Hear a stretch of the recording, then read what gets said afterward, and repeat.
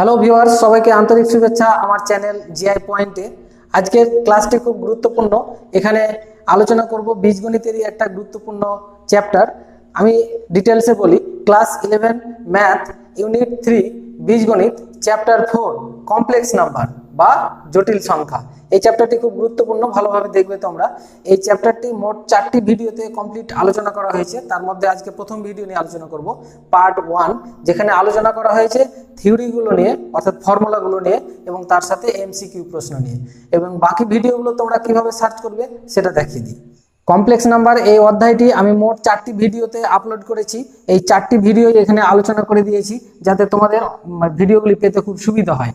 দেখো, আজকের পার্ট যেটা আজকে আলোচনা করব, পার্ট 1, এখানে থিওরি এবং এমসিকিউ আলোচনা করা হবে। এবং এর ভিডিও নাম্বারটা 11.3.4.1। 11 মানে ক্লাস 11, 3 বলতে ইউনিট 3, 4 মানে চ্যাপ্টার 4 এবং প্রথম ভিডিও, সেই জন্য এটা পার্ট 1। আর যদি পার্ট 2 মানে অতি সংক্ষিপ্ত উত্তরধর্মী প্রশ্নগুলো দেখতে চাও, মানে এর পরের ভিডিও, তাহলে 11.3.4.2 লিখে সার্চ করলে পেয়ে যাবে। আর পার্ট 3, যেখানে সংক্ষিপ্ত উত্তরধর্মী আলোচনা করা হয়েছে, তার ভিডিও নাম্বার হচ্ছে 11.3.4.3, শুধু এই সংখ্যাটা চেঞ্জ হচ্ছে। আর পার্ট 4, যেখানে দীর্ঘ উত্তরধর্মী সম্পূর্ণ আলোচনা করা হয়েছে, সেটা হচ্ছে ভিডিও নাম্বার 11.3.4.4। আর এই ভিডিও নাম্বারগুলো তোমরা নিজেরাই লিখে মানে নিজের মতো করে সার্চ করতে পারো, অথবা প্লে লিস্টে পেয়ে যাবে, অথবা ডেসক্রিপশন বক্সে গিয়ে লিঙ্ক পেয়ে যাবে, যে কোনোভাবে তোমরা সার্চ করতে পারো। এবং সংক্ষিপ্ত উত্তরধর্মী ও দীর্ঘ উত্তরধর্মী প্রশ্নগুলি অনেকগুলো থাকার জন্য ভিডিওগুলি একটু বড় হয়েছে। তাছাড়া 4টি ভিডিওরই লিঙ্ক ডেসক্রিপশন বক্সে পেয়ে যাবে, বা তোমরা প্লে লিস্ট থেকেও দেখতে পারো। বন্ধুরা, যারা আমার চ্যানেলে নতুন এসছো এবং আমার ভিডিওগুলি দেখতে ভালো লাগছে এবং তোমরা শিখতে পারছো, অবশ্যই আমার চ্যানেলটি সাবস্ক্রাইব করে দিয়ে সঙ্গে থাকবে। তাহলে শুরু করছি আজকের কমপ্লেক্স নাম্বারের উপর থিওরি এবং এমসিকিউ প্রশ্ন নিয়ে আলোচনা।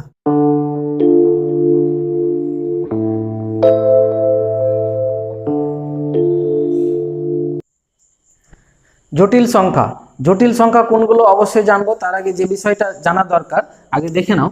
ধরে নাও আমি কয়েকটা বাস্তব সংখ্যা নিচ্ছি, সাপোজ +2 নিলাম, -2 নিলাম, বা +√7 নিলাম, প্লাস মাইনাস এখানে এক জায়গায় লিখছি। এগুলো সব বাস্তব সংখ্যা কিন্তু।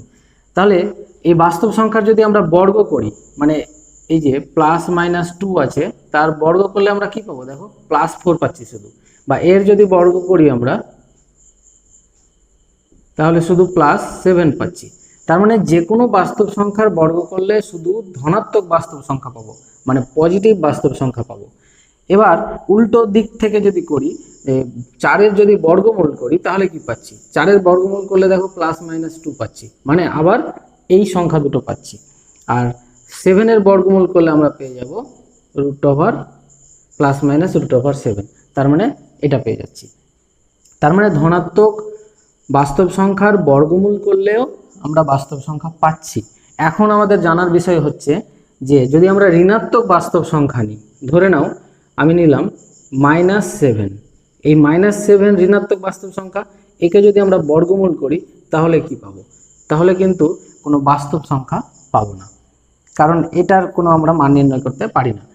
এই একই রকমভাবে অন্য একটা নিই, ধরে নাও -8 নিলাম, এটাও একটা বাস্তব সংখ্যা, তার বর্গমূল করলাম, তাহলে কি সেটা বাস্তব পাবো?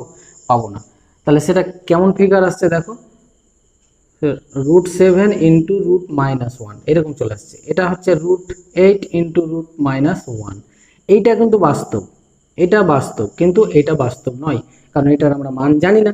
এই জন্য গণিতবিদ অয়লার এই √-1 একে আই চিহ্ন দিয়ে চিহ্নিত করেছে। তার মানে √-1 মানে হচ্ছে বা সমান হচ্ছে আই, এবং এই আইকে তিনি কাল্পনিক ইউনিট বলেছেন।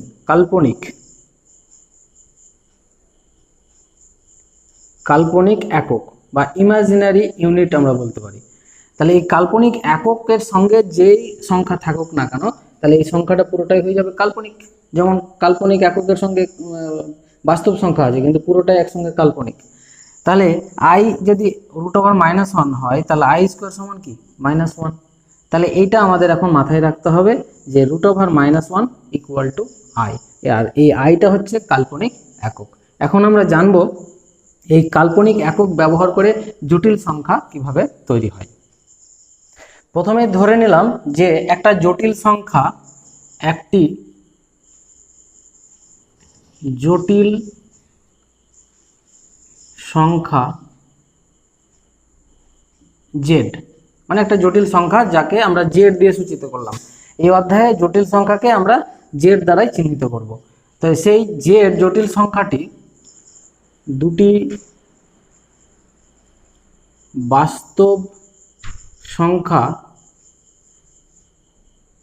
এ ও বি দ্বারা সংজ্ঞাত।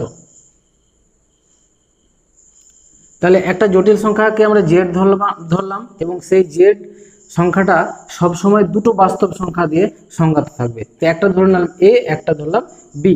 তাহলে জেড কে আমরা এইভাবে চিহ্নিত করতে পারি যে Z equal to A comma B, এইভাবে লিখতে পারি। অথবা আমরা এখানে এইভাবে ব্যবহার করব না, আমরা এই অধ্যায়ে অঙ্কগুলো করব যে জটিল রাশির সাধারণ আকারে সবসময় অঙ্ক করব। তা জটিল রাশির সাধারণ আকারটা কি? সাধারণ আকারটা তোমরা লিখবে এ প্লাস আইবি, এই আকারে আমরা সবসময় অঙ্ক করব। তা আমি সরাসরি এই আকার দিয়েই ব্যাপারটা বুঝাচ্ছি। তাহলে যে কোনো জটিল রাশিকে আমরা যদি জেড ধরি সেটা সমান এ প্লাস আইবি ধরবো। এটা হচ্ছে এখানে বাস্তব সংখ্যা, বিটাও হচ্ছে এখানে বাস্তব সংখ্যা, শুধু আইটা হচ্ছে আমরা জানি কাল্পনিক একক। আই যেটা, এটা হচ্ছে ইমাজিনারি ইউনিট। তাহলে আইটা কাল্পনিক হওয়ার জন্য এই পার্টটা পুরোটাই হয়ে যাচ্ছে কি কাল্পনিক, ইমাজিনারি পার্ট, মানে কাল্পনিক পার্ট।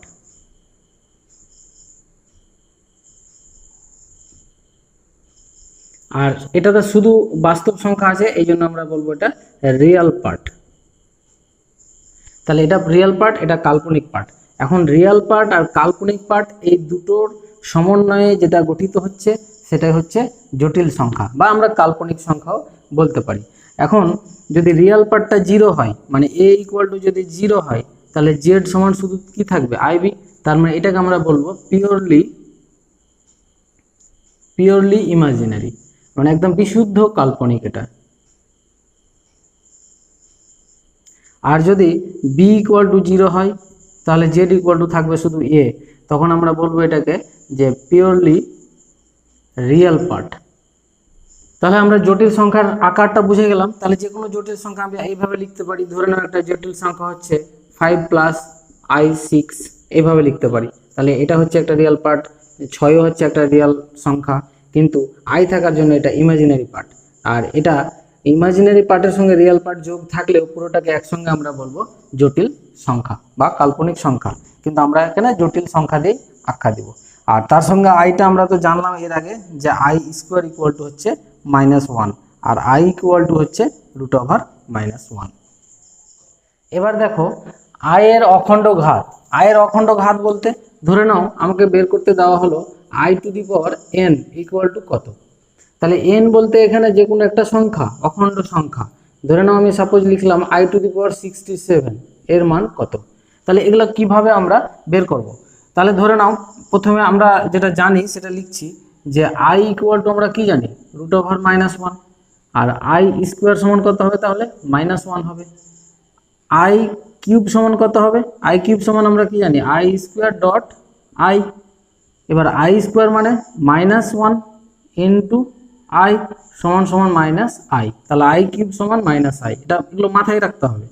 একই রকমভাবে i⁴ যদি বের করি তাহলে i square into i square, তাহলে কত হবে, i স্কোয়ারের মান হচ্ছে -1 ইন্টু -1 মানে +1। এই কটা মান মাথায় রাখলেই হবে। আমরা i এর মান, i স্কোয়ারের মান, i কিউব মান, i⁴ মাথায় রাখলাম। এগুলোর মান ব্যবহার করে আমরা কিভাবে i�67 এর মান বের করব। তাহলে এটাকে আমরা 4 দিয়ে যদি ভাগ করি তাহলে এখানে এভাবে লিখতে পারবো যে 4 ইন্টু 16 প্লাস 3। এবার এটাকে যদি ভেঙে দিই তাহলে i⁴ তার হোল টু দি পাওয়ার কত 16, আর ডট সূচকের আকারে ভেঙে দিলাম i কিউব একটা। তাহলে দেখো i⁴ মানে কত 1, তাহলে এখানে 1⁴ মানে কি 1 হয়ে যাবে, শুধু থাকবে কি i কিউব। এবার i কিউবের মান কত -i, তাহলে এটার মান দেখো কত ছোট হয়ে গেল। এইভাবে আমরা আয়ের অখণ্ড ঘাতের মান বের করতে পারবো। এবার জানবো অনুবন্ধী জটিল সংখ্যা। এটা খুব সিম্পল ব্যাপার। যে কোনো আমরা জটিল সংখ্যাকে যদি লিখি জেড, তো এই জেড সমান ধরে নাও a প্লাস আইবি। তাহলে এটা একটা জটিল সংখ্যা যদি হয় তাহলে এর অনুবন্ধী জটিল সংখ্যা কি হবে, তার অনুবন্ধী জটিল সংখ্যা হবে জেড বার, আমরা জেড বার দিয়ে উল্লেখ করব। তাহলে সেটা ইকুয়াল টু হবে শুধু আই যেখানে আছে মানে কাল্পনিক পার্ট যেটা আছে তার সামনের সাইনটা চেঞ্জ হয়ে যাবে, মানে এটা হয়ে যাবে আই মাইনাস মানে এ মাইনাস আইবি। একদম খুব সিম্পল ব্যাপার। আমরা যদি কোনো অনুবন্ধী জটিল রাশি জেড বার আছে তার যদি আবার জেড বার করি তাহলে আবার ঘুরে জেড হয়ে যাবে, মানে একই রাশি চলে আসবে। এর যদি আমার অনুবন্ধী বের করি এটাই আসবে, সেটাই এটা। আচ্ছা উদাহরণ দিয়ে যদি বোঝাই, ধরে নাও লেখা আছে -5 প্লাস i.6, তাহলে এটা একটা জটিল রাশি, এর অনুবন্ধী জটিল রাশি কি হবে, সেটা হবে -5 মাইনাস i × 6। এটা হচ্ছে অনুবন্ধী, মানে আই যেখানে আছে তার সামনের সাইনটা শুধু চেঞ্জ করতে হবে, একদম সিম্পল ব্যাপার। এছাড়া যদি এরকম থাকে যে দুটো জটিল রাশি একটা z1 একটা z2, তাদের যোগফলের উপর যদি অনুবন্ধী থাকে মানে বার থাকে, তাহলে আমরা এটাকে আলাদাভাবে লিখতে পারি z1 বার প্লাস z2 বার। একদম সিম্পলি করা যায়, মাইনাস থাকলে মাইনাস করা যায়। যদি গুণ থাকে z1 ডট z বার তাহলে সেটাকেও আমরা z1 বার ডট z2 বার এভাবে লিখতে পারি। যদি ভাগ থাকে z1 বাই z2 তার উপর কনজুগেট যদি বের করতে বলে মানে অনুবন্ধী, তাহলে এটা হয়ে যাবে z1 বার বাই z2 বার। এভাবে আলাদা করা যায়। এগুলো হচ্ছে এই অনুবন্ধী জটিল সংখ্যার প্রপার্টিজ আর কি। এবার জটিল সংখ্যার জ্যামিতিক প্রকাশটা আমি দেখাই, তাহলে তোমরা ভালোভাবে বুঝতে পারবে। আমি যে কোনো একটা জটিল তল নিলাম, তাহলে এই জটিল তল কেন হলো আমি এটা বুঝাচ্ছি, তোমরা আগে দেখো। ধরে নাও ও থেকে 1 একক দূরে একটা বিন্দু নিলাম এ, তাহলে ও থেকে এ এইটুকু কত হলো 1 একক। একই রকমভাবে ও থেকে বি একটা বিন্দু নিলাম, তাহলে বি বিন্দুটা কত সেটা আমরা হয়তো জানি না, কিন্তু এই যে ও এর গুণিতক আকারে যদি প্রকাশ করি, তো ধরে নাও ও বি যেটা ও বি সমান হচ্ছে যে এক্স ইন্টু ও এ, মানে ও এর মান যেটা তার সঙ্গে এক্স গুণ করলে আমরা ও বি পাবো। তাহলে ও এ তো কত, এটার মান হচ্ছে 1, তার মানে এটা পেয়ে যাচ্ছি আমরা এক্স। তার মানে ও থেকে বি পর্যন্ত মানটা হচ্ছে এক্স। তাহলে এইভাবে আমরা এক্স বলতে এখানে বুঝিয়ে দিলাম যে 2, 3 এক্স এর মান যা খুশি হতে পারে। তাহলে ডান দিকে যতগুলো আমরা মান বসাই না কেন সবগুলোই আমরা বাস্তব সংখ্যা বসাতে পারছি। একই রকমভাবে যদি বি এটা হয়, উল্টো দিকে যদি একই ডিস্টেন্সে আমরা ও এক্স ড্যাশের উপর বি ড্যাশ নিই, তাহলে এটা কি হবে মাইনাস এক্সকে এক্সপ্রেস করবে, মানে ও বি ড্যাশ সমান মাইনাস এক্স ডট ও এ সমান হবে মাইনাস এক্স। তার মানে এখানেও ঋণাত্মক বাস্তব সংখ্যা প্রকাশ হচ্ছে। তাহলে এখান থেকে যেটা বুঝতে পারলাম যে এক্স ও এক্স ড্যাশের উপর সবসময় বাস্তব সংখ্যা আমরা চিহ্নিত করতে পারছি, যে কোনো বাস্তব সংখ্যা। এই জন্য এক্স ও এক্স ড্যাশ একে আমরা এই অ্যাক্সিসটাকে এক্স ও এক্স ড্যাশ এই অক্ষটাকে বলবো আমরা বাস্তব অক্ষ।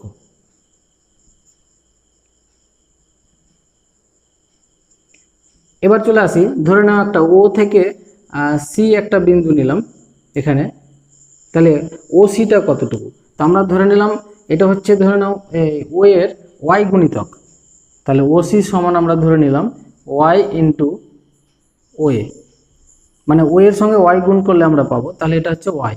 তাহলে ও থেকে সি যদি ওয়াই হয়, এরপর আমরা কি করলাম ও সিকে ব্যাসার্ধ করে আমরা একটা বৃত্ত অঙ্কন করে দিলাম এভাবে। তাহলে বৃত্ত যদি অঙ্কন করি তাহলে ওসির মান যদি ওয়াই হয় এটারও মান ওয়াই পাবো, এটাও ওয়াই পাবো, এটাও আমরা ওয়াই পাবো। এখন আমরা দেখি ওসি যদি ওয়াই হয় তাহলে ও এটা আমরা চিহ্নিত করে দিই, এটা ধরে নাও ডি, এটা ই, এটা এফ বিন্দুতে ছেদ করলো। তাহলে ওডিটা কত হবে, ওডিটা দেখো আমি সংক্ষেপে বোঝাচ্ছি, যদি ওসি ওয়াই হয় তাহলে ওডিটা নিশ্চয়ই মাইনাস ওয়াই হবে, যেহেতু উল্টো দিকে আছে, আর ওয়াইটা হচ্ছে এখানে বাস্তব সংখ্যা। এবার এটাকে আমরা অন্যভাবে যদি এক্সপ্রেস করি তাহলে দেখো আমরা লিখতে পারি এটা -1 ইন্টু ওয়াই, তাহলে -1কে লিখতে পারি আমরা আই স্কোয়ার ইন্টু ওয়াই। তার মানে তাহলে এটাকে লিখতে পারি যে আই ইন্টু আই ওয়াই। তাহলে এখান থেকে যদি আমরা এইভাবে বুঝাই যে এখানে এইটুকু ছিল ওয়াই, কিন্তু এই ওয়াইটা যখন 90 ডিগ্রি আসলো তখন একটা আই গুণ হয়ে গেল ওয়াইয়ের সঙ্গে, সেই জন্য এটা আই ওয়াই হয়ে গেল। আবার এর সঙ্গে এটা যখন আরও 90 ডিগ্রি আসলো এখানে আসলো, তখন এটা হয়ে গেল আই স্কোয়ার ওয়াই, মানে এটা। তার মানে এই যে এখানে দুটো আই পেয়েছি, এখানে ছিল ওয়াই, একটা আই গুণ করলে আমরা এটা পেলাম আই ওয়াই, আবার আরেকটা আই গুণ করলে আমরা এখানে চলে আসলাম, মানে এটা পুরোটাই পেলাম।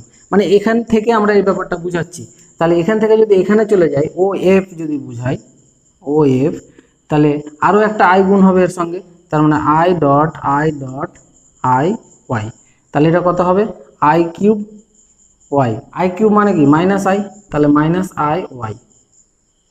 তাহলে আমরা এইটুকু যেটা পেলাম, এটা পেয়ে গেলাম মাইনাস আই ওয়াই। তাহলে দেখো এখানে আই স্কোয়ার ওয়াই মানে তো এটা পজিটিভ, মানে আই স্কোয়ার মানে মাইনাস ওয়ান, তাহলে মাইনাস ওয়াই হয়ে যাচ্ছে, এটা বাস্তবই থাকছে, এক্স অক্ষটা বাস্তবই থাকছে। কিন্তু ওয়াই অক্ষের উপর দেখো আই ওয়াই, এখানেও মাইনাস আই ওয়াই। এদিকে আই ওয়াই মানে কি 1 2 3 যে কোনো সংখ্যা হতে পারে, বাস্তব সংখ্যা, তার সঙ্গে সবসময় আই থাকবে, আর এখানে মাইনাস আই থাকবে। তার মানে যেটা বোঝা গেল ওয়াই অক্ষটা সবসময় কাল্পনিক সংখ্যার অক্ষ হয়ে যাচ্ছে। এই জন্য আমরা ওয়াই ও ওয়াই ড্যাশকে বলবো কাল্পনিক অক্ষ।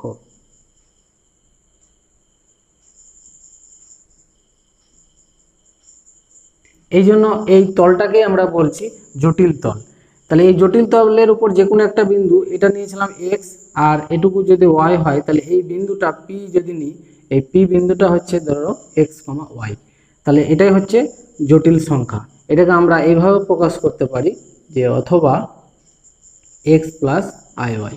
এটা হচ্ছে জটিল সংখ্যার সাধারণ আকার, এই আকারে আমরা জটিল সংখ্যাকে প্রকাশ করব। তাহলে যে কোনো জটিল তলে আমরা এইভাবে যে কোনো বিন্দুকে বা যে কোনো জটিল সংখ্যাকে প্রকাশ করতে পারবো।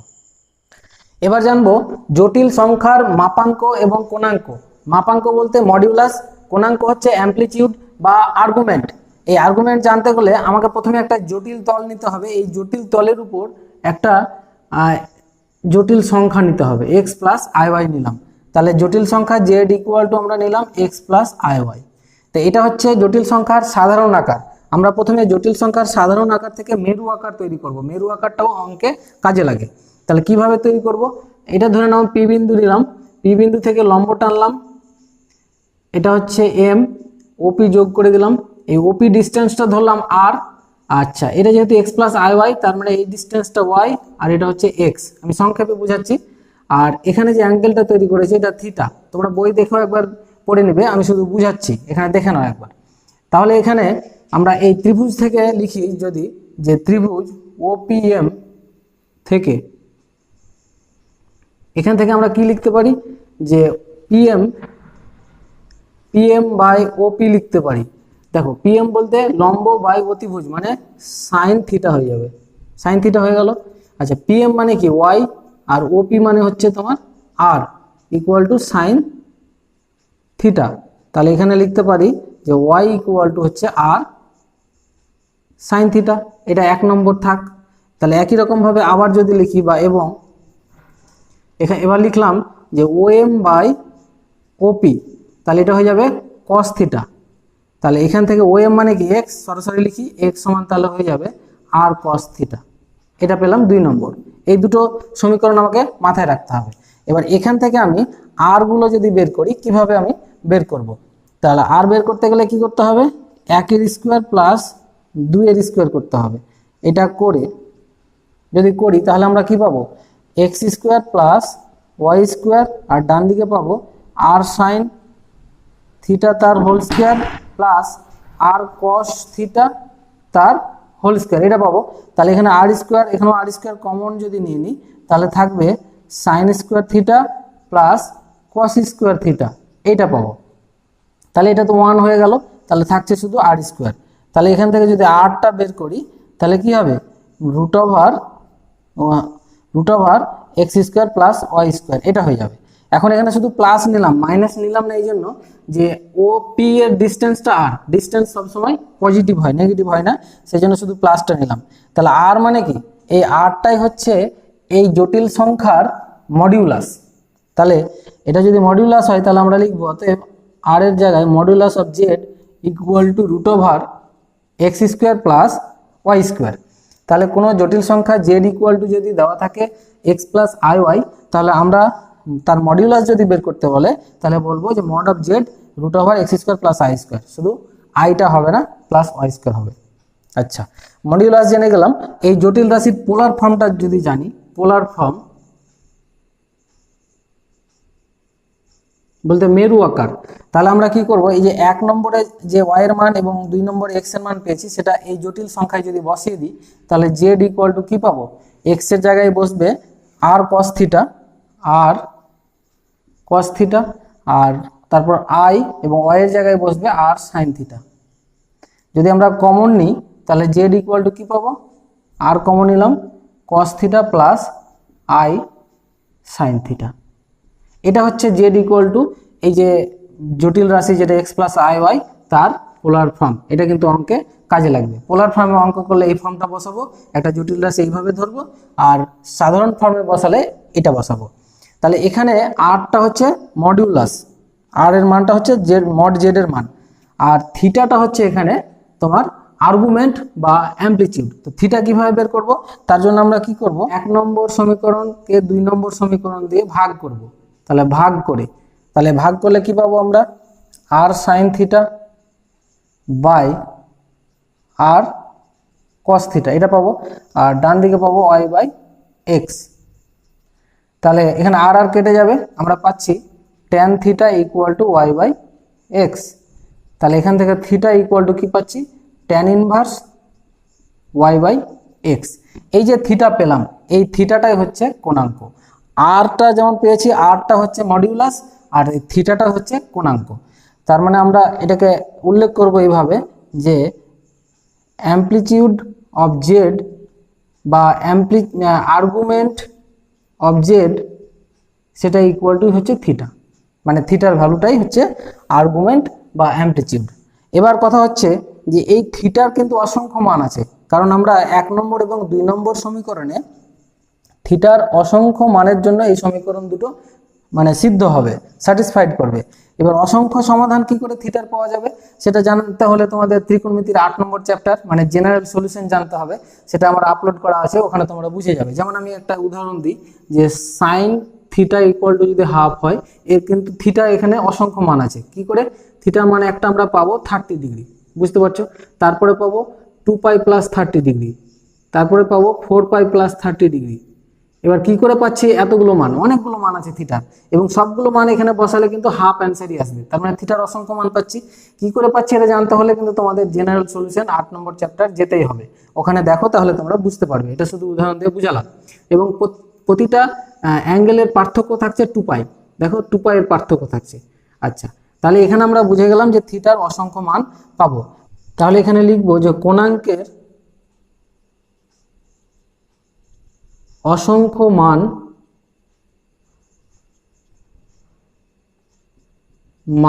আছে। তাহলে কোণাঙ্কের অসংখ্য মান আছে, কোণাঙ্ক অসংখ্য অনেকগুলো হতে পারে, কিন্তু তার মধ্যে যে মানটি minus pi less than theta less than or equal to pi এর অন্তর্গত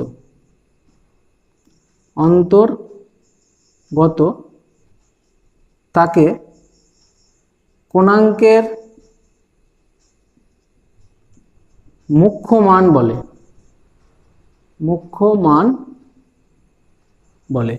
মুখ্য মান বলতে প্রিন্সিপাল ভ্যালু অফ আর্গুমেন্ট বা অ্যামপ্লিটিউড, যাই লিখি না কেন, অ্যামপ্লিটিউড এটাও লিখতে পারি। তাহলে আমরা যেটা বুঝতে পারলাম যে থিটার অসংখ্য মান থাকতে পারে, কিন্তু থিটার মানটা যখন মাইনাস পাই থেকে পাইয়ের মধ্যে থাকবে তখন সেই মানটাকে আমরা বলবো যে এই কোণাঙ্কের মুখ্য মান বা প্রিন্সিপাল ভ্যালু অফ অ্যামপ্লিটিউড বা আর্গুমেন্ট। তাহলে এই মানটা কোথায় আছে দেখো, আমরা যদি এখানে দেখাই, এটা হচ্ছে এখান থেকে অ্যাঙ্গেল আমরা শুরু করি, তাহলে এটা হচ্ছে কত, 0 ডিগ্রি। এই 0 ডিগ্রি থেকে আমরা যদি এই দিকটায় আসি এত দূর পর্যন্ত, তাহলে এটা কত হলো, পাই আসলাম। কিন্তু আর যদি উল্টো দিকে যদি যাই, পাইয়ের কাছাকাছিতে যাই যদি, তাহলে এটা হচ্ছে মাইনাস পাই, মানে এক কথায় মাইনাস পাই থেকে বড়। তাহলে এই মাইনাস পাই থেকে বড় থেকে শুরু করে একদম পাই এসে শেষ হচ্ছে। তাহলে এইটুকু গণ্ডির মধ্যে যদি থিটা থাকে তাহলে প্রিন্সিপাল ভ্যালুটাই থাকছে। ঠিক আছে, আমরা অঙ্কে বেশিরভাগই প্রিন্সিপাল ভ্যালু নিয়ে আলোচনা করব। যদি প্রশ্নে কিছু উল্লেখ না থাকে তাহলে আমরা কোণাঙ্কের মান বলতে এই প্রিন্সিপাল ভ্যালুটাই ধরে নেব, যে থিটার মানটা মাইনাস পাই থেকে পায়ের মধ্যে থাকতে হবে। আচ্ছা, এখানে বলে দিই যে এই প্রিন্সিপাল ভ্যালুটাকে তাহলে আমরা এইভাবে উল্লেখ করব যে স্মল অ্যাম্পলিটিউড অফ জেড বা small argument of z equal two তাহলে পেলাম থিটা। স্মল আর্গুমেন্ট বা স্মল অ্যাম্পলিটিউড দেওয়া মানে এটা বুঝে নিতে হবে যে মুখ্য মানটা আমরা লিখছি, কিন্তু যদি আমরা মানে সম্পূর্ণ থিটার মান বের করতে চাই তাহলে সূত্রটা এরকম আসবে যে ক্যাপিটাল অ্যাম্পলিটিউড অফ জেড মানে হচ্ছে স্মল অ্যাম্পলিটিউড অফ জেড তার সঙ্গে যোগ হবে 2n পাই। একটু আগে দেখালাম যে 2 পাই এর পার্থক্য বারবার হয়, যেখানে n বিলংস ক্যাপিটাল জেড মানে ইন্টিজার নাম্বার, n এর মান 1 বসাও, 2 বসাও, 3 বসাও, আর এটা তো থিটা, থিটা প্লাস 2 পাই হবে, থিটা প্লাস 4 পাই হবে, তার মানে অ্যাম্পলিটিউডের অসংখ্য মান পাবো, তার মধ্যে এই অ্যাম্পলিটিউডটা হচ্ছে শুধু মুখ্য মান থিটাটা। এবার আমরা জানবো যে এই থিটা যদি প্রথম পদে থাকে তাহলে ওর মুখ্য মানটা কতর মধ্যে থাকবে, 0 ডিগ্রি থেকে π/2 এর মধ্যে থাকবে। আর যদি থিটা দ্বিতীয় পদে থাকে তাহলে π/2 থেকে পায়ের মধ্যে থাকবে। আর তৃতীয় পদে থাকলে -π থেকে -π/2 এর মধ্যে থাকবে। আর চতুর্থ পদে থাকলে -π/2 থেকে 0 এর মধ্যে থাকবে। ঠিক আছে, এবার আমরা বলবো কোনো জটিল সংখ্যা যদি সরাসরি এক্স অক্ষের ধনাত্মক দিকের কোনো একটা মানে উপর থাকে তাহলে বলবো যে তার কোণাঙ্ক 0 ডিগ্রি। যদি ওয়াই অক্ষের ধনাত্মক দিকে থাকে তাহলে তার কোণাঙ্কের মান π/2। যদি এক্স অক্ষের ঋণাত্মক দিকে থাকে তাহলে পাই, ওয়াই অক্ষের ঋণাত্মক দিকে থাকলে -π/2। সরাসরি আমরা এগুলো বলে দিতে পারবো। তাহলে এই কোণাঙ্কগুলো কিভাবে বের করতে হয় এই প্রসেসটা মাথায় রাখতে হবে। আর বিশেষ করে এইটা মাথায় রাখতে হবে যে অ্যাম্পলিটিউড অফ জেড বা আর্গুমেন্ট অফ জেড সমান থিটা, আর এই থিটার ভ্যালুটা অবশ্যই -π থেকে পায়ের মধ্যে থাকবে। এখন আমরা জটিল রাশির কিছু প্রপার্টিজ জানবো।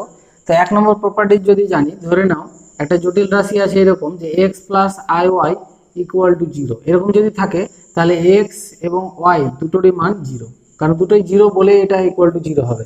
তারপর যদি এরকম থাকে যে x + iy = p + iq, এরকম যদি থাকে তাহলে এখানে x সমান p এবং y সমান q লিখতে পারি, এভাবে তুলনা করা যায়। এগুলো এক একটা প্রপার্টিজ আমি এমনি আলোচনা করছি। 3 নম্বর, ধরে নাও জটিল রাশি সবসময় ধরে নাও একটা z1 জটিল রাশি আর z2 জটিল রাশি, তাদের যোগফল যা হবে আমরা যদি z2 আর z1 যোগ করি একই আসবে, কিন্তু মানে এক কথায় কমিউটেটিভ ল সিদ্ধ করছে। বা আমরা এইভাবে z1.z2 যদি লিখি বা z2.z1 সবগুলো কি হবে, একই হবে। তারপরে অ্যাসোসিয়েটিভ ল, যেমন ধরে নাও z1 + z2 + z3 = z1 + z2 + z3, একই আসবে, এটাকে অ্যাসোসিয়েটিভ ল বলছে। তারপর ডিস্ট্রিবিউটিভ ল হবে, ধরে নাও z1 * z2 + z3 যদি থাকে তাহলে এটাকে আমরা z1 z2 + z1 z3 এভাবে করতে পারি, এটা ডিস্ট্রিবিউটিভ ল। 4 নম্বর, ধরে নাও দুটো অনুবন্ধী জটিল রাশি যদি আমরা যোগ করি বা গুণ করি সবসময় বাস্তব পাবো।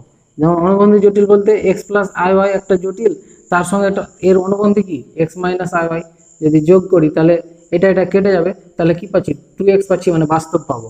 আবার x + iy এটা একটা জটিল রাশি, তার অনুবন্ধী হচ্ছে x - iy, যদি গুণ করি তাহলে আমরা পাবো x² + y²। দেখো আইটা থাকছে না, তার মানে এটাও বাস্তব পাচ্ছি। এর উল্টো দিক থেকে যদি বলি আমরা যে কোনো দুটো রাশির যোগফল এবং গুণফল যদি বাস্তব হয় তার মানে ওই জটিল রাশি দুটি অবশ্যই অনুবন্ধী জটিল রাশি। এটা হচ্ছে 6 নম্বর আমরা এখন জানবো। 6 নম্বর বলেছে এটা নয় z2 দুটি জটিল সংখ্যা হলে mod of z1 + z2 <= যে mod of z1 + mod of z2 হবে। এটা মাঝে মধ্যে পরীক্ষায় আসতে পারে, এই জন্য আমি এটা প্রমাণ করে একটু দেখাবো তোমাদের।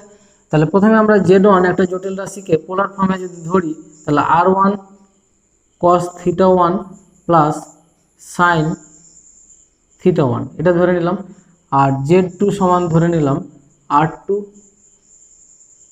cos θ1 + i sin θ2, এখানে i হবে একটা। আচ্ছা, পোলার ফর্মটা একটু আগে শিখলাম আমরা। এবার আমরা কি করছি, mod of z1 যদি বের করি তাহলে সেটা কত r1 এবং mod of z2 যেটা সেটা হচ্ছে r2। এখন আমাদের mod of z1 + z2 জানতে হবে, তাহলে অতএব mod of z1 + z2 এটা = mod of, এটা পুরোটার mod, মানে mod বলতে কি হ্যাঁ আগে যোগ করে দিই, r1 cos θ1 + i sin theta one plus R two cos theta two plus I sine theta two, এটার মড। আচ্ছা, এটা যদি মড করি, এবার এটাকে সাজিয়ে নিই আমরা, তাহলে সুবিধা হবে।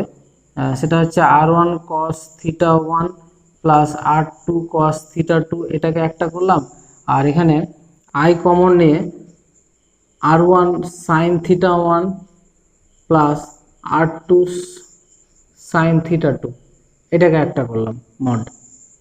তাহলে এবার এদের মড মানে কি, সরাসরি ফর্মুলা ফেলে দিই। মড অফ আই যেটা আছে এটা একটু বাস্তব, আর আই ছাড়া আর এটুকু বাস্তব, বাস্তব অংশ দুটোর বর্গ হয়ে যাবে। তাহলে আর one cos theta one plus আর টু কস থিটা টু তার হোল স্কোয়ার, এখানে পাবো R one sine theta one plus আর টু সাইন থিটা টু তার হোল স্কোয়ার, এটা পেলাম। এবার এটাকে ফর্মুলায় যদি ভেঙে দিই পুরোপুরি, তাহলে এখানে লিখছি R one square cos square theta one, আমি একটু সাজিয়ে লিখছি, আর তারপরে এটা লিখলে R one square sine square theta one, তারপরে R two square cos square theta two plus আর two square sine square theta two, ফর্মুলায় ফেলার পর সাজিয়ে নিচ্ছি।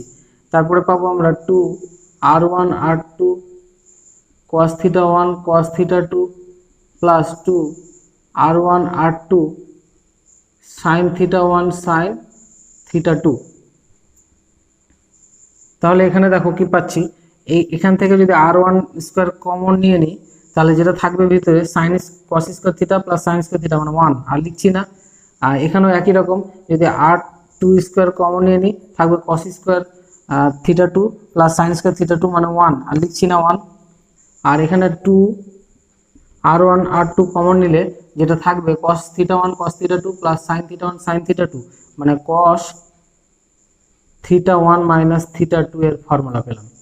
এবার আমরা কি করছি দেখো, root over R one square plus আর two square plus two R one আর টু ইন্টু ওয়ান, মানে cos theta one minus theta two এর জায়গায় ওয়ান বসালাম। কেন ওয়ান বসালাম দেখো, cos of minus theta one minus theta two এর যদি আমরা মড করি, তাহলে কোনটা ভ্যালু পাবো, less than or equal to one পাবো, কারণ কস যে কোনো অ্যাঙ্গেলে মাইনাস ওয়ান থেকে ওয়ানের মধ্যে থাকে, কিন্তু যেহেতু পজিটিভ শুধু নিচ্ছি তাহলে ওয়ান থেকে ছোট থাকবে, তাহলে এটা থেকে ওয়ান বড়, তার মানে এখানে বড় চিহ্ন দিয়ে দিতে হবে।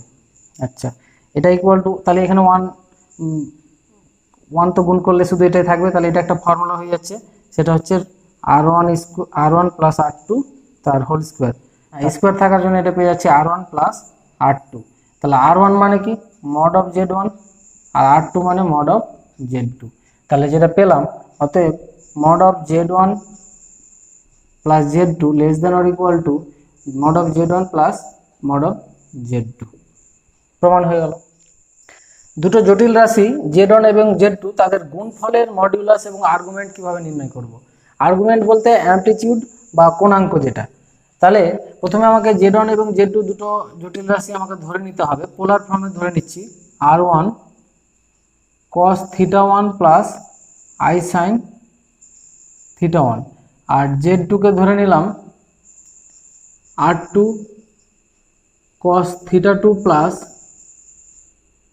I sine theta two.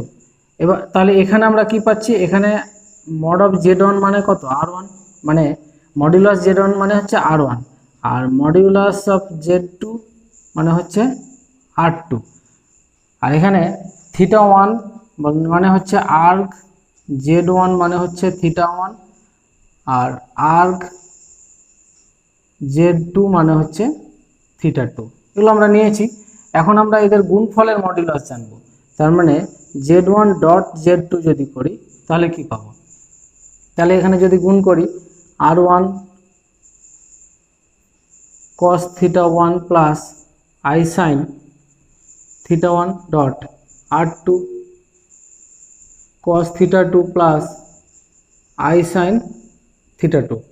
আচ্ছা, গুণ করলে এটা R one dot R two, ভিতরে যেটা পাবো আমরা cos theta one cos theta two, আর এটা যদি গুণ করি তাহলে আই স্কোয়ার মাইনাস ওয়ান হয়ে যাবে আই স্কোয়ারে, তাহলে sine theta one sine theta two, এটা একটা পাবো। একটু সরাসরি করছি, আর এটার সঙ্গে যদি আমরা এটা গুণ করি তাহলে একটা আই থেকে যাচ্ছে এখানে বাইরে, আই থাকার পরে পাচ্ছি যেটা সাইন থিটা 1 কস থিটা 2। আর এখানে পাবো এটার সঙ্গে যদি এটা করি তাহলে না, এটার সঙ্গে এটা, তাহলে আইটা কমন নিয়ে নিচ্ছি, কস থিটা 1 সাইন থিটা 2 এটা পাচ্ছি। তাহলে বাইরে R1 R2 এটুকু ফর্মুলা হচ্ছে কস থিটা 1 প্লাস থিটা 2 এর ফর্মুলা, আই আর এটুকু ফর্মুলা হচ্ছে ত্রিকোণমিতির formula sine theta 1 plus theta 2 এর ফর্মুলা। এই ফিগার পেলাম। এবার R1 R2 এর জায়গায় আমরা লিখলাম আর থিটা 1 প্লাস থিটা 2 এর জায়গায় লিখে দিচ্ছি থিটা, শুধু theta plus I sine theta. তাহলে পোলার ফর্ম পেয়ে গেলাম। তাহলে এখানে আমি যেটা লিখলাম, ধরলাম আর কি, যে ধরি R equal to R1 R2 ধরলাম এবং theta equal to theta 1 plus theta 2, মানে থিটা 1 প্লাস থিটা 2 এর জায়গায় থিটা ধরলাম। এখানে Z1 Z2 তার যদি মড করি তাহলে সেটা হচ্ছে কি R এর মড, R মড মানে হচ্ছে কি R1 প্লাস R2 এর মড, তাহলে আলাদা করে R1 mod dot R2 mod পাচ্ছি। তাহলে R1 এর মড মানে হচ্ছে কত Z1 mod of Z1 dot mod of Z2। তাহলে এখানে আমরা পেয়ে গেলাম যে দুটো জটিল রাশির মডুলাসের গুণফল সমান, তাদের গুণফলের মডুলাস সমান। আচ্ছা, তাহলে Z1 Z2 এর মডুলাস আমরা নির্ণয় করতে পারলাম। এবার আমরা নির্ণয় করব আর্গুমেন্ট। তাহলে আর্গুমেন্ট নির্ণয় করার জন্য এখান থেকে যদি আমরা ধরে করি, জায়গার জন্য বোর্ডটা মুছে দিলাম, এবার এখানে চলে এসেছি, মডিউলাস তো বের করে দেখালাম। এবার erg of Z1 dot Z2 মানে দুটো জটিল রাশির গুণফলের আর্গুমেন্টটা কত সেটা বের করে দেখাবো।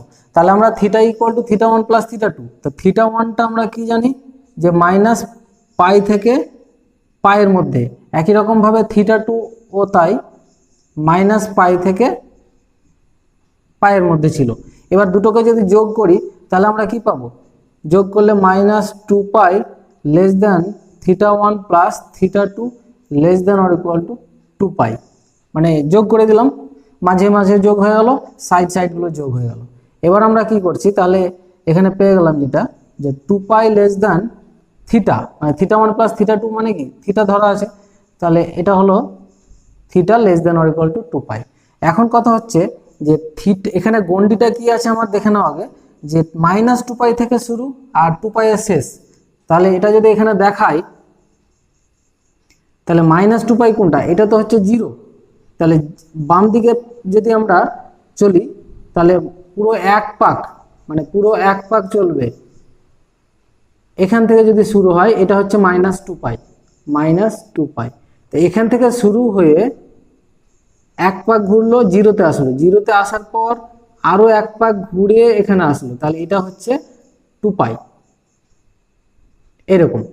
তাহলে এবার আমরা এই গন্ডিটা নিয়ে যাব কোথায়, নিয়ে যাব মাইনাস পাই থেকে পায়ের মধ্যে নিয়ে যাব, কারণ প্রিন্সিপাল ভ্যালু মাইনাস পাই থেকে পায়ের মধ্যে থাকে। তাহলে এখানে যেতে হলে কি করতে হবে, আমাকে মাইনাস 2 পাই থেকে এটুকু মুছে দিলাম, নিয়ে চলে আসলাম মাইনাস পাই, এটা হচ্ছে মাইনাস পাই, তাহলে এতটুকু মুছে দিলাম, তাহলে মাইনাস পাই চলে আসলাম। আর 2 পাইকে যদি মুছে দিই, এখানে 2 পাইকে মুছে একটা পাই মুছে দিলে এখানে চলে আসবে এখান পর্যন্ত, এটা হয়ে গেল পাই। তাহলে এবার দেখো মাইনাস পাই থেকে শুরু করে, মাইনাস পাই থেকে একটু বড় থেকে শুরু হবে, বড় থেকে শুরু করে একদম পাই পর্যন্ত, এর মধ্যে গন্ডিটা নিয়ে চলে আসলাম। তার মানে যে অ্যাঙ্গেলটা ধরে নাও এর মধ্যে ছিল, তো সেখান থেকে এর গন্ডির মধ্যে নিয়ে আসতে গেলে কি করতে হবে, এক পাক ঘুরিয়ে নিয়ে আসতে হবে। তার মানে এই থিটা অ্যাঙ্গেলটা নিশ্চয়ই চেঞ্জ হয়ে যাবে, সেটা আমরা ধরে নিলাম যে থিটা প্লাস এম হয়ে যাবে, তাহলে এই গন্ডিটা এর মধ্যে আসবে। এখন এমটা কি, এমটা দেখো 0 হতে পারে, আবার 2 পাই হতে পারে, আবার মাইনাস 2 পাই হতে পারে। সেটা বুঝাই যে এখানে যখন মাইনাস 2 পাইয়ের এই গন্ডিতে ছিল, যদি কোনো একটা অ্যাঙ্গেল ধরে নাও সাপোজ এখানে ছিল, তাই এটুকু তো আমি মুছে দিলাম, এখানে আর থাকতে পাবে না, ওকে ঘুরিয়ে এক পাক ঘুরিয়ে আবার এখানে দাঁড় করাতে হবে, তাহলে এই গন্ডির মধ্যে পড়বে। তার মানে 2 পাই কি হচ্ছে, 2 পাই যোগ হবে, তাহলে সেই জন্য 2 পাই যোগ হবে। আর যদি পজিটিভ দিকটা মুছে যায়, কোনো অ্যাঙ্গেল ধরে নাও এখানে ছিল, কিন্তু আমি তো এটুকু মুছে দিলাম, তাহলে এই অ্যাঙ্গেলটাকে ঘুরে আবার এই এতে আনতে হবে, তার মানে 2 পাই মাইনাস করতে হবে। আর যদি এম অলরেডি থিটাটা মাইনাস পাই থেকে পাইয়ের মধ্যে থাকে তাহলে এম এর মান 0 হবে, তখন মানে তখন 2 পাই যোগ বা বিয়োগ করার দরকার নেই। এই জায়গাটা ভালো করে বুঝবে, তোমরা বই থেকেও দেখবে। তাহলে আমরা এইটা হচ্ছে আমার আর্গুমেন্ট পেয়ে গেলাম। তাহলে আমরা লিখব যে অতএব argument of z1 dot z2 equal to theta plus M. তাহলে থিটা মানে আমরা কি জানি, theta 1 plus theta 2 plus M. আচ্ছা, এটা হচ্ছে থিটা 1 কার আর্গুমেন্ট, এটা হচ্ছে erg of z1, R theta 2টা হচ্ছে আর্গ অফ z2, মানে z2 যে জটিল রাশিটা ধরেছিলাম তার প্রিন্সিপাল ভ্যালু হচ্ছে থিটা 2 প্লাস এম। এটা হচ্ছে তাহলে erg of z1 dot z2 কে এভাবে লিখতে পারবো, যেখানে m হচ্ছে 0 হতে পারে, 2 পাই হতে পারে, -2 পাই হতে পারে। এটা যদি আরো বিশ্লেষণ করে একটু দেখাই, যে যদি erg z1 plus arg z2 এর ভ্যালুটা যদি -পাই থেকে পাইয়ের মধ্যে থাকে, তাহলে এম এর মান আলাদা করে 2 পাই বা -2 পাই দরকার, এম এর মান 0 হয়ে যাবে, তখন শুধু এইটুকু হবে, মানে এমটা আউট হয়ে যাবে, এইটা থাকবে। তখন আমরা লিখতে পারবো যে erg of z1 dot z2 equal two erg z1 plus arg z2, তার মানে এমটা তখন লিখবো না যদি এই গণ্ডির মধ্যে অলরেডি থাকে। আর যদি দেখা যায় যে -2 পাই থেকে আর্গ z1 প্লাস আর্গ z2টা -পাইয়ের মধ্যে থাকে, এই যে যেটুকু মুছে দিলাম এটা 2 পাই ছিল, 2 পাই থেকে এতটুকু মুছলাম -পাই পর্যন্ত, তাহলে -2 পাই থেকে -পাইয়ের মধ্যে যদি থাকে তখন কি করতে হবে, এম যোগ হবে, মানে 2 পাই হয়ে যাবে।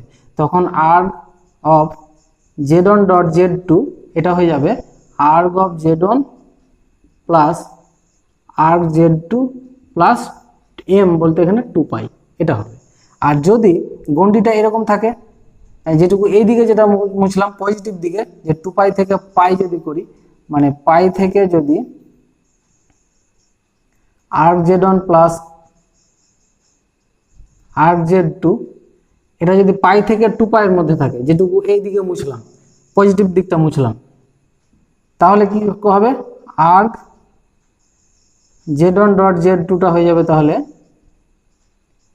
Erg z1 plus arg z2 -2m না 2 পাই, তখন কিন্তু -2 পাই মানে বিয়োগ হবে, এই গণ্ডির মধ্যে আসতে গেলে বিয়োগ করে আসতে হবে।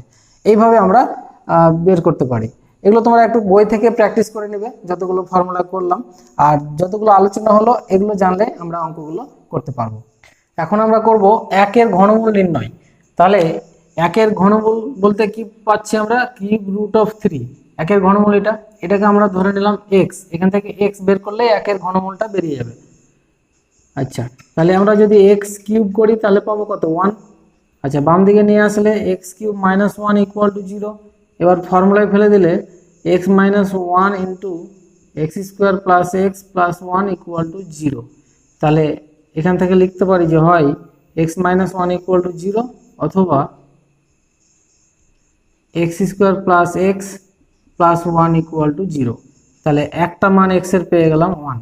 আর এখান থেকে যদি আমরা ক্যালকুলেশন করি তাহলে যেটা পাবো, শ্রীধর আচার্যের সূত্রের সাহায্যে যদি সরাসরি করি তাহলে আমরা পাচ্ছি -1 প্লাস মাইনাস রুট ওভার 1 এর স্কোয়ার মাইনাস 4 ডট ac, মানে a মানে 1, c মানে 1, আর নিচে থাকছে 2.1, শ্রীধর আচার্যের ফর্মুলা তোমরা জানো। তাহলে এখানে ক্যালকুলেশন করলে পাবো -1 প্লাস মাইনাস -√3/2। আচ্ছা, এই দেখো রুট ওভার -3 চলে এসছে, এটাকে আমরা লিখতে পারি -1 প্লাস মাইনাস √3i/2। তাহলে এখানে দুটো x এর মান পাচ্ছি। তাহলে x এর অ্যাকচুয়ালি মান পেলাম x ইকুয়াল টু 1 পেলাম, একটা -1 প্লাস i√3/2 পেলাম, আর একটা পেলাম -1 মাইনাস i√3/2, তিনটা মান পেলাম। তাহলে এখানে এটা তো 1 থাকছে আমাদের, আর এটাকে যদি আমরা ধরে নিই ওমেগা, তাহলে এটাকে ধরবো আমরা ওমেগা স্কোয়ার।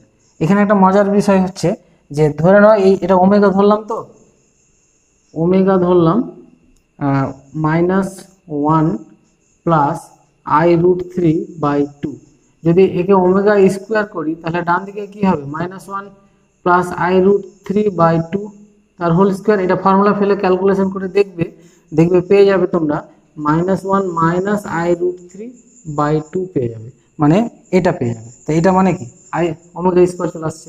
তার মানে ওমেগা এটাকেও ধরতে পারি, এটাকেও ধরতে পারি। এটাকে ওমেগা ধরলে এটা ওমেগা স্কোয়ার, এটাকে ওমেগা ধরলে এটা ওমেগা স্কোয়ার, এইভাবে আমরা লিখতে পারি। তাহলে একটা ওমেগা আর একটা দেখো ওমেগা স্কোয়ার ঠিক চলে আসলো। এবার যদি আমরা ওমেগা এবং ওমেগা স্কোয়ারের গুণ করি তাহলে কি পাবো? ওমেগা মানে -1 plus i√3/2 into -1 minus i√3/2 গুণ করে তোমরা ক্যালকুলেশন করে দেখো পেয়ে যাবে 1। তাহলে আমরা পেয়ে গেলাম যে ওমেগা কিউব ইকুয়াল টু 1। এটাও একটা ফর্মুলা, মাথায় রাখবে। এখন আমরা যদি যোগ করি যে 1 তার সাথে যোগ করলাম -1 প্লাস i√3/2 আর তার সঙ্গে যোগ করব -1 মাইনাস i√3/2 যোগ করে এটা দেখবে তোমরা ক্যালকুলেশন করে 0 পাবে। তাহলে এটা তো হচ্ছে 1 আর এটা হচ্ছে কি ওমেগা আর এটা হচ্ছে ওমেগা স্কোয়ার। তাহলে এটাও একটা ফর্মুলা পেয়ে গেলাম যে 1 plus omega square equal to 0। তাহলে এই ওমেগার মানগুলো মাথায় রাখবে এবং এই একের ঘনমূল কটা পেলাম এটা মাথায় রাখবো এবং ওমেগার এই শর্তগুলো মাথায় রাখতে হবে। এবার আমরা অঙ্ক করব। এতক্ষণ যতগুলো ফর্মুলা নিয়ে আমরা আলোচনা করলাম, বইয়ে দেখো সংক্ষিপ্তকরণে সবগুলো ফর্মুলা দেওয়া আছে। এই ফর্মুলাগুলো এখান থেকে তোমরা আগে ভালোভাবে পড়ে নিতে পারো, বা ডিটেলসে জানতে হলে বই থেকে একবার বুঝে নাও, তারপর অঙ্ক করবে, তাহলে তোমরা বুঝতে পারবে। চলে এসেছি এমসিকিউ প্রশ্নে। এখানে আমি 8টি প্রশ্ন লিখেছি, একে একে বুঝাচ্ছি, তোমরা দেখো। প্রথমে লেখা আছে যদি জেড বার সমান -3 প্লাস 5i হয় তবে জেড ইকুয়াল টু কত হবে? তাহলে জেড বার ইকুয়াল টু যদি এত হয় তাহলে জেড বারের উপর আমরা আরেকটা বার দিয়ে দিলাম, ডবল বার, মানে জেড বারের অনুবন্ধী জটিল রাশি। তাহলে সেটা কি হবে? -3, এই যে 5i আছে তার সামনে এটা -5i হয়ে যাবে। তাহলে জেড এর উপর ডবল বার মানে হচ্ছে সেটা জেড, তাহলে এটা -3 মাইনাস 5i। তাহলে জেড এর মান পেয়ে গেলাম আমরা এটা অ্যান্সার আছে দেখো এ। অ্যান্সারগুলো তোমরা নিজে মিলিয়ে নাও।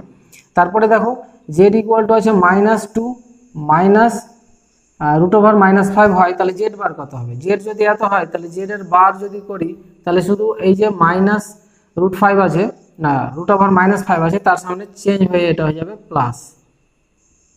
এটা অ্যান্সার এ আছে, তোমরা দেখে নাও। 3 নম্বর দেখো কোনটি সঠিক? এখানে দেখো 2 + 3i > 1 + 4i, মানে এটার থেকে এটা বড়, এটার থেকে এটা বড়, এটার থেকে এটা বড়, এইভাবে দেখানো হয়েছে।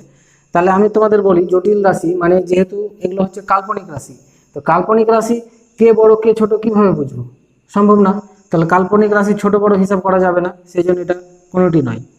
তারপরে চলে আসি যে 1 + √8 এর মডুলাস কি হবে? মডুলাস বলতে এটাকে যদি এইভাবে মডুলাস করি তাহলে কত হবে? এটা সমান আমরা লিখতে পারি mod of 1 + i√8, কারণ √1 মানে কি i, এভাবে সাজিয়ে নিলাম। এটাকে এবার যদি আমরা মডুলাস বের করি তাহলে 1 এর স্কোয়ার প্লাস √8 এর স্কোয়ার, তাহলে এটা পাবো আমরা √9। তার মানে অ্যান্সারটা আসবে কত? 3। তাহলে এখানে +-3 হবে, কিন্তু আমরা +3 নিব, মাইনাস হবে না, এই জন্য যে মডুলাসের মান সবসময় পজিটিভ হবে, মানে আর এর মান। এখানে দেখো জেড জটিল সংখ্যার মডুলাস 3 বলেছে, তার মানে জেড জটিল সংখ্যার মডুলাস r সমান 3 দেওয়া আছে, আর এর অ্যামপ্লিটিউড বলেছে -π/4, মানে থিটাটা দেওয়া আছে -π/4। এটা যদি হয় তাহলে মডুলাস অ্যামপ্লিটিউড আকারটা কি হবে?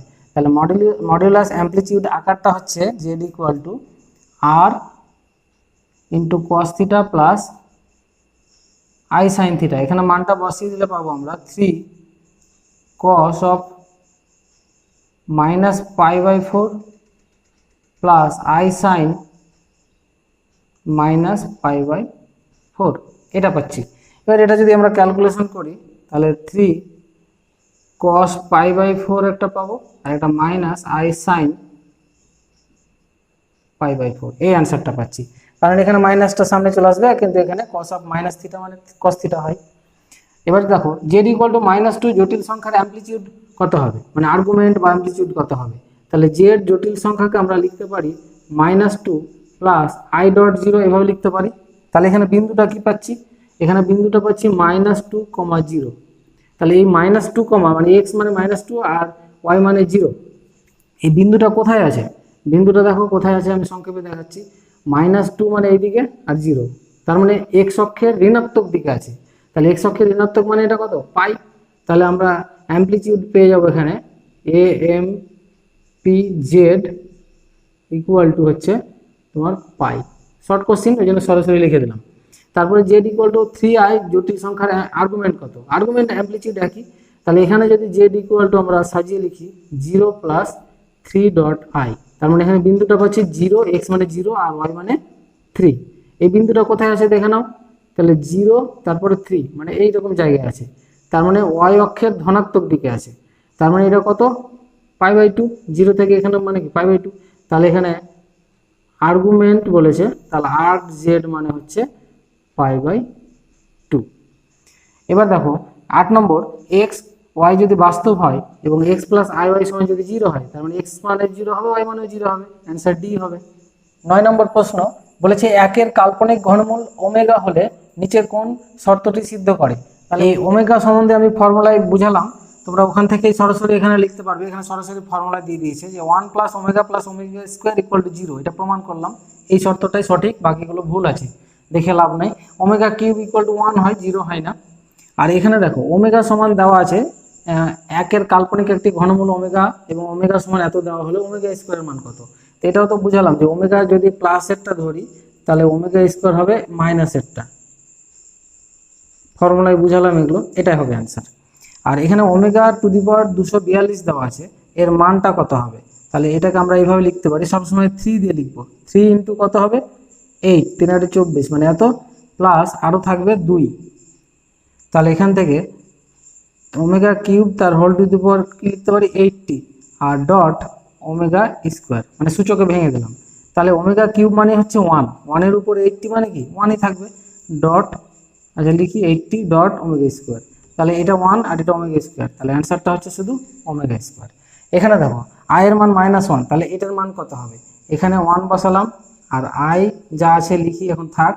আই স্কোয়ার সমান, আই এর মান যদি √(-1) হয়, তাহলে আই স্কোয়ার সমান -1 হবে, তাহলে এটা -1 হবে। আর আই কিউব সমান আমরা কি জানি? -i হবে। আর আই টু দি পাওয়ার 4 মানে হবে 1। এগুলো ক্যালকুলেশন তোমরা করে নিতে পারো।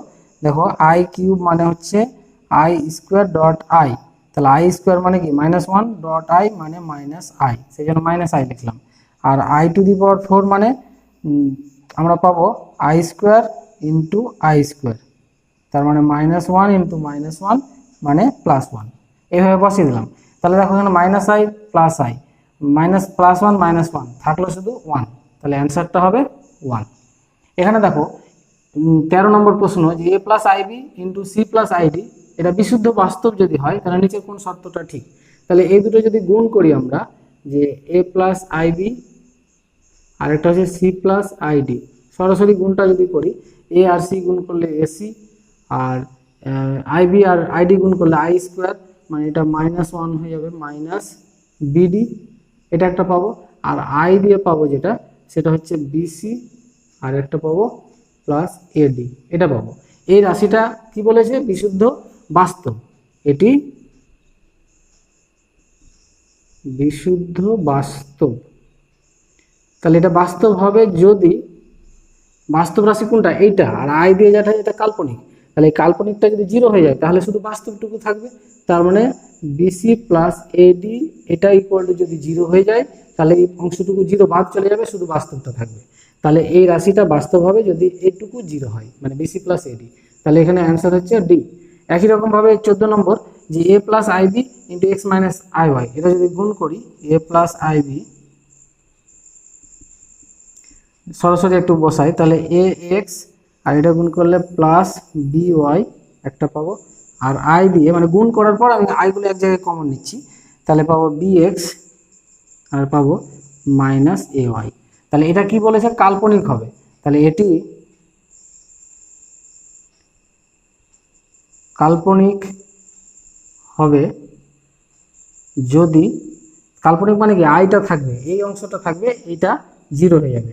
তার মানে এক্স প্লাস বি ওয়াই যদি 0 হয়, এটুকু যদি 0 হয়ে যায়, শুধু যেটুকু থাকলো মানে কি শুধু বিশুদ্ধ কাল্পনিক থাকলো। তাহলে অ্যান্সারটা হয়ে যাচ্ছে এটা ইকুয়াল টু 0, মানে এটা হচ্ছে কোথায় আছে ax প্লাস by, মানে উত্তর এ। 15 নম্বর প্রশ্ন, লেখা আছে z ইকুয়াল টু 1, এই জটিল সংখ্যার অ্যামপ্লিটিউড বের করতে বলা হয়েছে।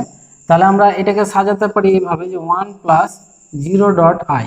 তাহলে এখানে পয়েন্টটা কি পাচ্ছি আমরা 1,0। তাহলে এই 1,0 পয়েন্টটা কোথায় আছে, এক্স অক্ষের ধনাত্মক দিকে।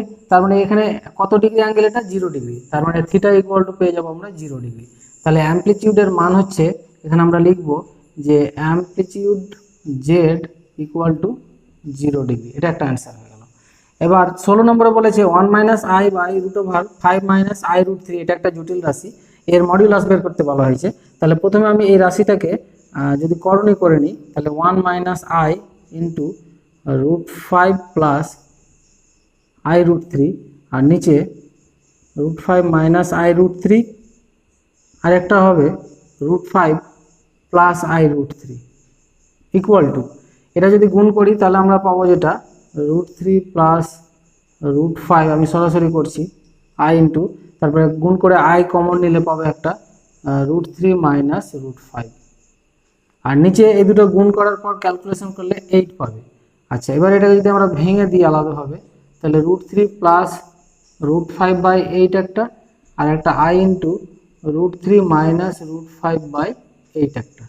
তাহলে এটাকে যদি আমরা জেড ধরি, তাহলে এটা জেড, তাহলে জেড এবার মডিউলাস যদি বের করি তাহলে কি হবে, মডিউলাস করলে রুট ওভার এটার স্কোয়ার, মানে এটার স্কোয়ার আর এটার স্কোয়ার হবে।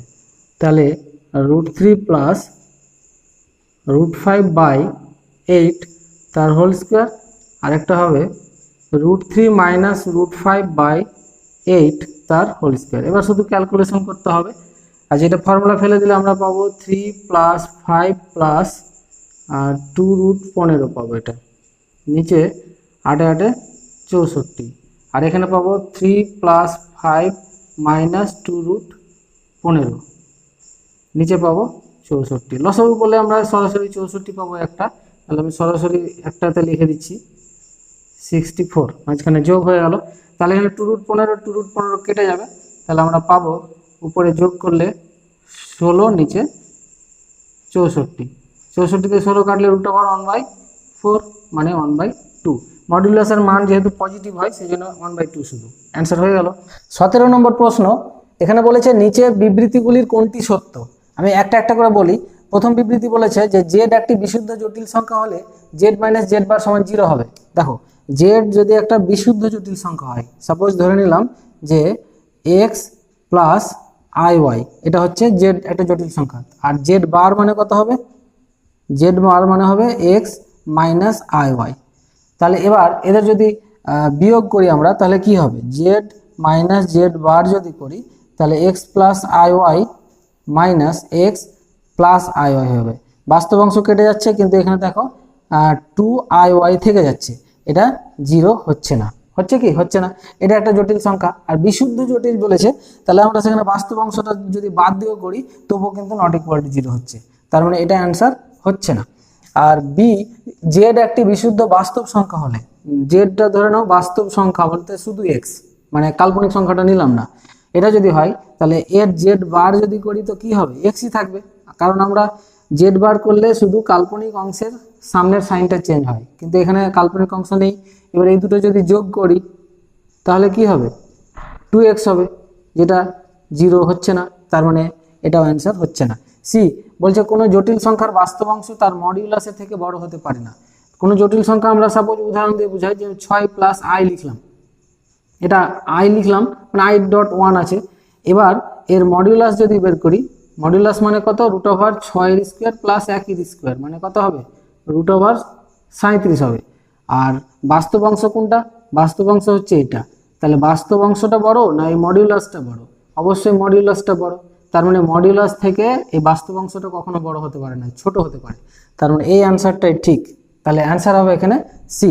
আর ডি বলেছে দুটি জটিল সংখ্যা z1 ও z2 এর ক্ষেত্রে z1 প্লাস z2 সমান বাস্তব হলে z1 ও z2 পরস্পর অনুবন্ধী জটিল সংখ্যা হবে। এটা হয় কিন্তু সব ক্ষেত্রে হবে না, কারণ আমরা যদি x প্লাস আই ওয়াই ধরলাম, আর একটা ধরে নিলাম x মাইনাস আই ওয়াই নিয়ে যোগ করলাম, তাহলে কাল্পনিক অংশ কেটে গেল, 2x থাকলো, শুধু বাস্তব অংশ থাকলো, সেক্ষেত্রে হতে পারে। কিন্তু আমরা যদি এইভাবে ধরি যে x plus I dot zero একটা জটিল সংখ্যা ধরলাম, আর একটা ধরলাম y plus I dot zero, তাহলে দুটো জটিল সংখ্যা কিন্তু অনুবন্ধী নয়। দেখো এবার এদের যদি যোগ করি তাহলে কি থাকছে, x প্লাস আই ওয়াই থাকছে, মানে বাস্তব থাকছে, কিন্তু এই জটিল সংখ্যা দুটো পরস্পর অনুবন্ধী নয়। তার মানে এটা হতেও পারে অনুবন্ধী, নাও হতে পারে, এই জন্য এটা অ্যান্সার হচ্ছে না। অ্যান্সার হচ্ছে এখানে সি। এবার 18 নম্বর প্রশ্নটা দেখো, z1 প্লাস z2 দুটি পরস্পর অনুবন্ধী জটিল সংখ্যা হলে z1 প্লাস z2 সমান কত হবে? অনুবন্ধী বলতে ধরে নাও z1 সমান, আমি suppose x plus i y, তাহলে এর অনুবন্ধী যদি z2 হয় তার মানে x মাইনাস আই ওয়াই হবে। এবার এরা দুজনকে যদি যোগ করি z1 প্লাস z2, তাহলে কি থাকবে, আই ওয়াইটা কেটে যাবে, শুধু 2x থাকবে, মানে শুধু বাস্তবটা থাকছে, কাল্পনিকটা থাকছে না। তাহলে এটা অ্যান্সার হচ্ছে এ। আজকের এপিসোডে এ পর্যন্তই। এর পরবর্তী এপিসোডে তোমরা অতি সংক্ষিপ্ত উত্তরধর্মী প্রশ্নগুলি সম্পূর্ণ পেয়ে যাবে। সবাই সুস্থ থাকো, ভালো থাকো, দেখা হবে পরবর্তী ভিডিওতে। ধন্যবাদ।